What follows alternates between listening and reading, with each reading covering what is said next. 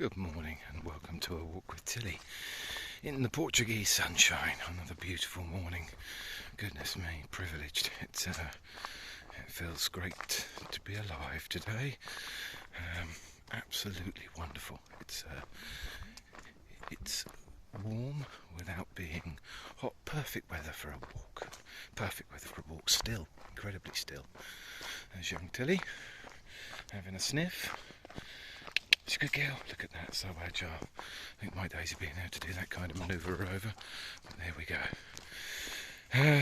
Okay, so today I think unlike from what I can see most of the media, I think we need to discuss the effect of the budget or mini budget on the pound and why that is really not good. I wonder if one day I'm going to have conversations on here that are actually positive. Sooner or later it's got to happen. Let's keep optimistic. Anyway, the pound. Okay, so the pound is under sustained pressure compared to other currencies. And this is problematic for a lot of reasons, but the first and probably the primary reason at the moment is inflation. Inflation is, once it arrives and goes beyond a certain point, is incredibly problematic, and it becomes a self-fulfilling cycle that builds, because as inflation comes, it puts pressure on people to negotiate higher wages. As they negotiate higher wages, the costs of the products they produce and the services they make goes up. This way, Tilly, come on. Tilly, this way. And therefore you have a rising cyclical phenomena, because it gradually leads to more inflation. So essentially if you are running an economy or a country, you really don't want high inflation. It has significant issues.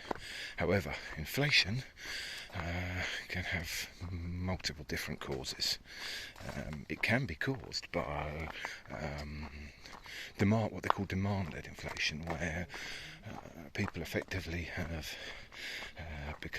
had more money in their pocket, either through money creation, and we'll explain why that's slightly different from what's happened, or through increased wage negotiations, and there is a limited supply of the goods and services that they order, that they require, or they want to be able to purchase, and therefore the price of those goes up. However, there is also a supply side inflation, which again comes in different forms, but essentially that is a restriction in supply, with demand remaining equal, will mean that with fewer goods or services available and the same number of people requiring the same amount, they are willing to bid against each other, therefore causing the price of those goods or services to rise. Now, there are different forms of supply side inflation. One of those would be where the constituent parts of things are inflated in price for a reason. So there is a supply issue in this instance, in this example, which is the one we're experiencing, where the cost of energy has risen due to the cost of supply of the raw materials to create that energy having risen, due to the war in Ukraine, essentially. And what that's resulted in is a significant jump in energy costs. Now, this is incredibly inflationary because energy is vital to every part of the economy. So you can't produce without it, you can't offer services without it. People just in their day-to-day existence require it. Transportation requires it. Literally, its tendrils. There couldn't be a specific piece of the jigsaw of the modern world that, if it's if you were to experience sudden price fluctuations in it, would have a more far-reaching effect. So essentially what has happened is a constituent part of both the supply chain of goods and services has risen dramatically in price and caused a knock-on effect throughout the economy, because there are obviously significant rises in prices across the board because the constituent parts have gone up. What that means is there is pressure on the ordinary individual, the working individual, or the non-working individual, because the goods and services that they bought at one price with the salary or income that they had the prices of those have now increased, therefore their purchasing power has decreased, therefore they can order less of those goods or services, which is bad for the economy and is bad for them because they can't have as much stuff as they wanted. Sometimes that might not be a bad thing, but generally, certainly with a large number of people, when it gets to the essentials, you've got real issues. So that is the problem in hand currently. Tilly, come on, good girl. However, there are certain courses of action that are taken to deal with inflation. One is to increase interest rates. The reason that's done is because an increase in interest rates by the central bank of the particular country that's experiencing the inflation will have a twofold effect. The first is that it will make the cost of borrowing more expensive in the economy, which will reduce the amount of money supply or money circulating within that economy, which means that effectively that's deflationary in nature, because it means if there's less money floating about, there's less ability to buy the goods and services, therefore the economy effectively contracts or stops overheating is the primary use of it, and therefore you control inflation, because demand side inflation is the runaway expenditure that can be caused chasing a limited number of goods or services. However, that doesn't work when it's a supply side problem. The only real way to deal with supply side inflation is to either curb demand or increase supply. And in the case of energy, neither of those things are simple or quick to deal with. So that is the crux of the problem. What the current administration within the UK are doing is very little to do with that. It's far more ideological in its nature. So essentially what they're attempting to do is, under the guise of dealing with the financial and economic problems that the country are facing, they are implementing by design, they're implementing their ideological theories, which effectively are lower taxation, smaller state. Those are the two founding principles for which the current incarnation of the governing party run, and they're using the crisis that is in hand. Never let a good crisis go to waste, I believe that's the saying. They're using the crisis at hand to implement their thoughts on that, i.e. reduce taxes, and that's not across the board. They're particularly concerned about the progressive nature of taxation, and they're particularly keen to not expend as much money on services that the wealthy and their backers, I would assume, don't really require, and they're not really interested. They can afford private healthcare. Pretty much 90% of the infrastructure that we're talking about that is government expenditure, they don't really need. Essentially they need a military, they need a police force, because you can't hold that status quo without one, and they need a reasonable road network. Pretty much everything else will take care of itself. However, as a society, this has a lot of problems.